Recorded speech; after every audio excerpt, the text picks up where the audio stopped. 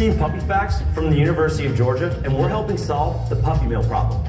Many families accidentally get their dog from an irresponsible source, which can have detrimental health consequences for the puppy. And usually the associated veterinarian bills can cost the family over $2,000. Millions of people are searching for a dog on the internet each year, but it is very difficult for them to decipher whether they're getting their dog from a responsible source. But with PuppyFax, we're making it easier than ever for families to find happy, healthy pups.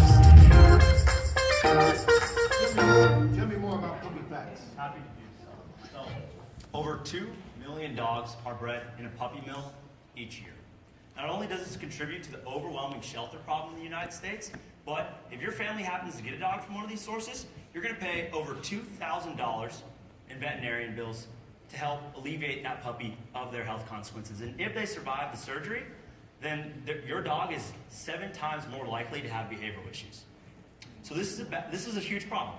Why don't people just avoid puppy mills? Well, the internet is a leading resource for where people are learning about the availability of a pet nowadays.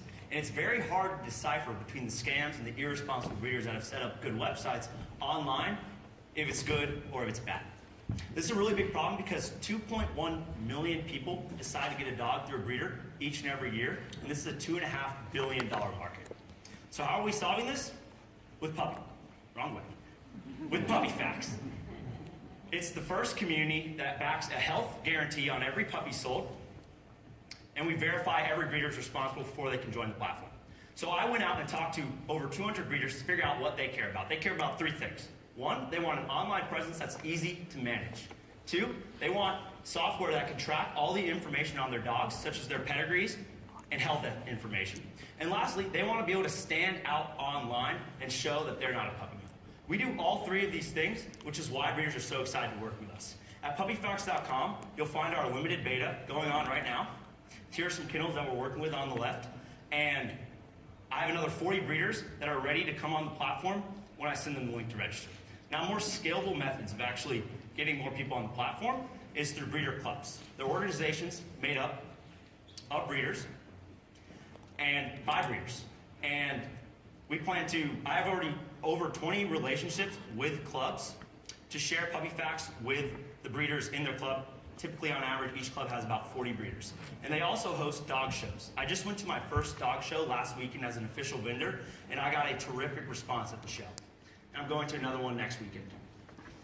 Lastly, we plan to reach out to breeder influencers. I'm already in discussions with 3 that really support PuppyFax. They are respected within the breeding community, and they have a combined reach of over 5,000 breeders that they're willing to share PuppyFax to when I give them the green light. So, that's PuppyFax. We're helping solve the puppy mill problem by connecting families looking for a dog to responsible breeders. And I'm happy to take your questions. Judges. So how do you make money?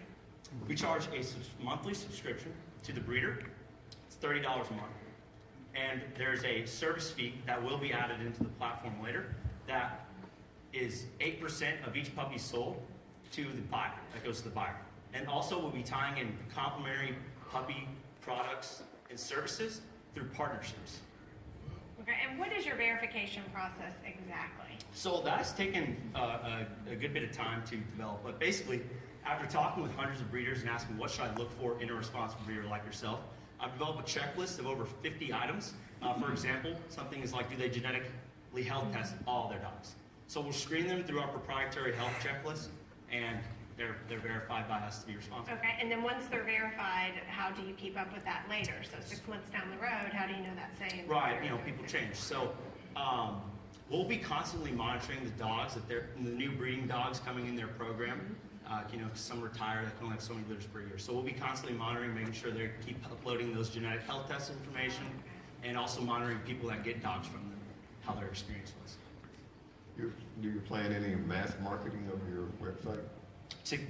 Yes. So to attract puppy buyers to the site, the cool thing is breeders are actually bringing people to PuppyFax for us right now because they advertise their website themselves, which is through PuppyFax. So they're bringing traffic to our website.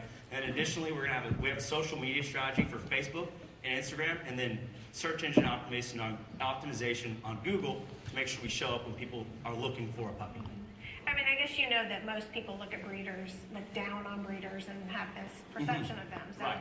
what is your plan on kind of counteracting that and making this more of a positive experience? So, and that's exactly right. The stigma of breeders has declined, and it's because of the puppy mills. So, by educating people that a lot of breeders are responsible, 34% of people still go through a breeder today. That's not going to change. People just feel like they have to do it kind of secretly now, but people want dogs from breeders for a variety of different reasons.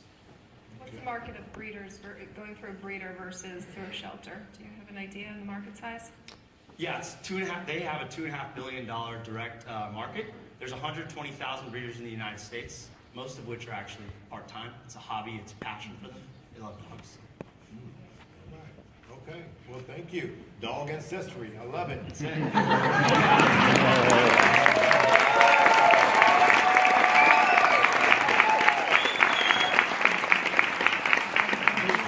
Right now, how are you guys feeling after all of this magic that you're seeing? Lonnie, Tiffany, and Janelle.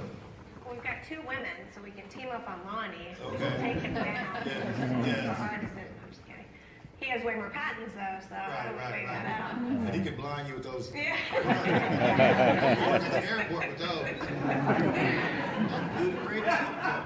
All right, we've officially seen all 5 contenders go head to head on this stage without spilling a single drop of blood or making Tiffany cry. So it looks like security can retire for the evening. Go ahead, you guys. They were plain clothes. They were sitting amongst you guys. I, on the other hand, I'm feeling all the feels. You know, they enter through a cloud of smoke, they show us the future, and then they disappear like an inventor angel. Isn't it beautiful? Everybody just hold hands. Everybody hold hands. There we go. Judges, now that all 5 teams have presented, you've got to get out. By that I mean hustle backstage and do the hard job of selecting our first and second place winners. Off you go now, please. No fighting backstage. Just send security home and please don't steal the pins or the cups. Thank you very much. Thank you. All right. Thank you very much. All right, pixelation. Audience, we have our own work to do, all right? Warm up those thumbs, all right? Because we are ready to start text voting. If you have a flip phone, you got to sit outside. All right.